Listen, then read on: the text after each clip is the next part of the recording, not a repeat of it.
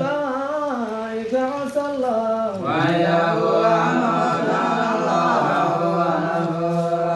يهدي في سبيل الله يجد في الأرض مراغما كثيرا وسعة ومن يمر من بيته مهاجرا إلى الله ورسوله ثم يدرك الموت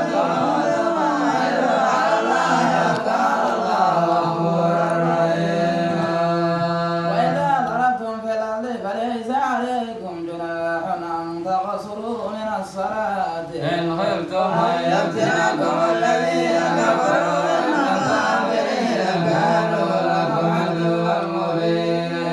وإذا كنت فيهم فأقمت لهم الصلاة فلتقم طائفة منهم معك وليأخذوا أسلحتهم